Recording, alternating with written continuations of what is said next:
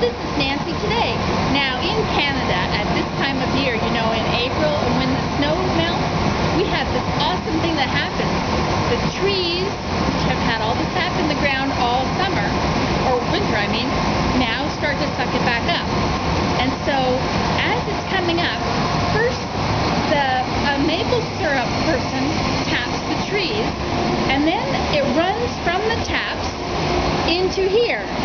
So can you explain a little bit about what's going on here?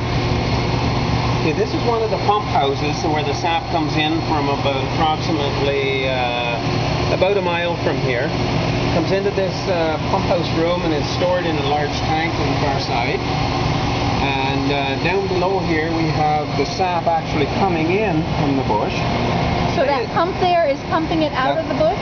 Yeah, from the bush to here. And then from this room it's pumped upstairs into a holding tank, which feeds the evaporators in. Now this right here, there's sap coming out of those tubes into that. That's right. So that's all a suction thing pulling, and those are the tubes that go to the trees. That's right. Yeah. Okay, and then do they go from here to the tank? That's right. Okay, somewhere in all that. Then from there, it goes upstairs into a holding tank, which we call the tower tank. It feeds the evaporators. Okay, now the evaporators. These are huge evaporators. Look at that. Okay. These evaporators, during 1 hour, these evaporators use up about 1,000 gallons of raw sap.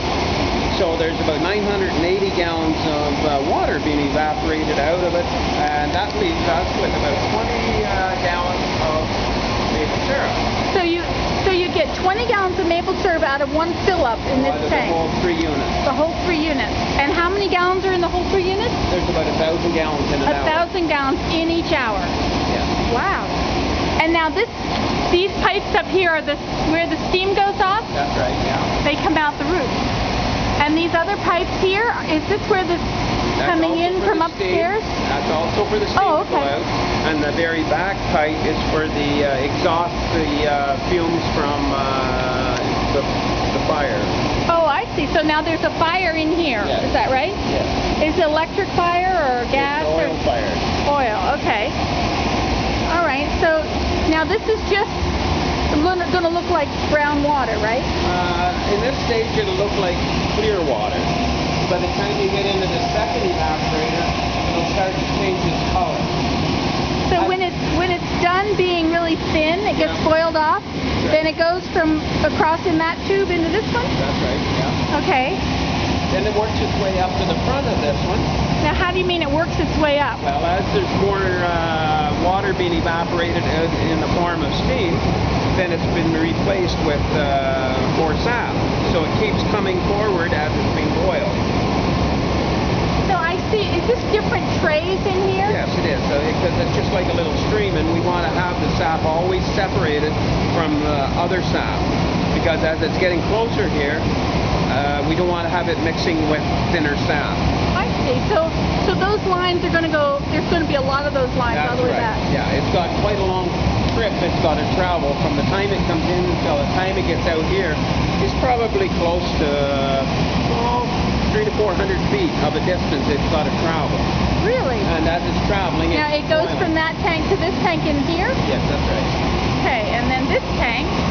This is what we call the finishing evaporator, and it's open because we can control the product better by observing how the bubbles are forming. So when it gets here, it's almost finished.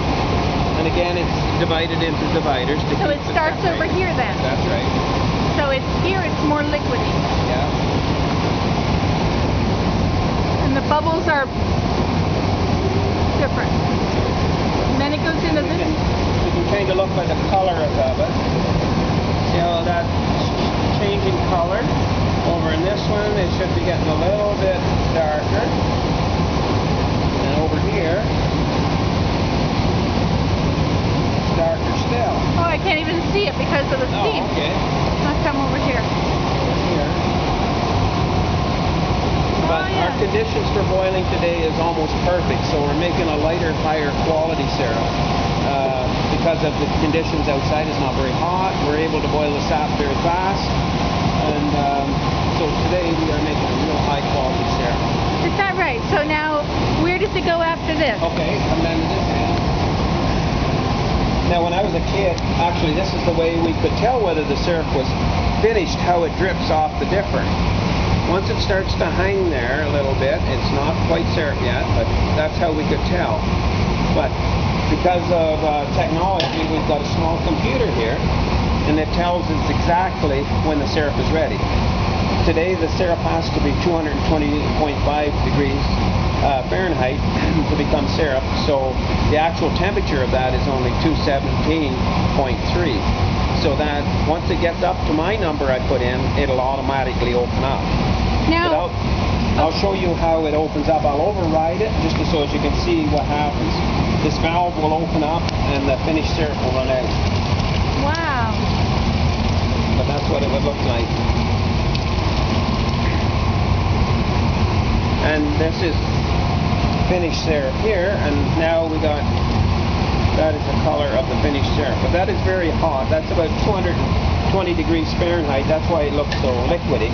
But when it cools down, it'll be pour over Like your pancakes nice and... It'll be more lumpy on the, like that. Yeah, like that there will show you how, when it cools down, how thick the syrup actually is. Wow. So from here we got a pump underneath, and pumps the syrup through a filter press, which is this.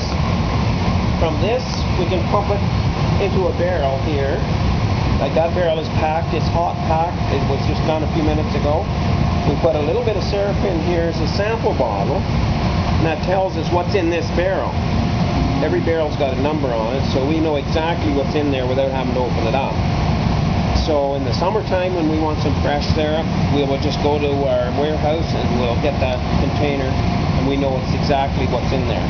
And we'll take it out, heating it up again, filter it again, and pack it into different containers. Oh, so you're going to leave it like this for a long time? Yes, for probably 6 months or more, whatever, whenever we need it. So how many gallons does this hold? There's about 35 gallons in this barrel. And so that's, how much did you say from one fill-up of all this?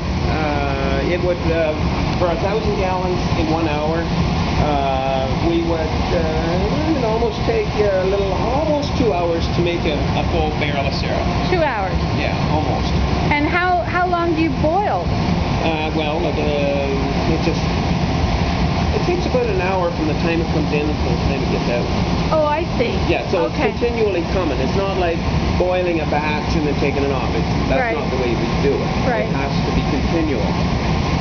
Right. Not like the old days when we had the old cauldrons and that, you would just keep adding syrup to it. We would call that brewing, and you would end up with a real dark syrup, and it wouldn't necessarily taste that great, but it was maple syrup. I It was see. good. Right. Yeah. Okay. Well, thank you very much. You're quite welcome. So that's Nancy today. We're at Wheeler's Maple Syrup, and he really knows his stuff, eh? This is a big deal operation. They do a lot of stuff here. They have a great restaurant, too. Anyway, talk to you later. Bye.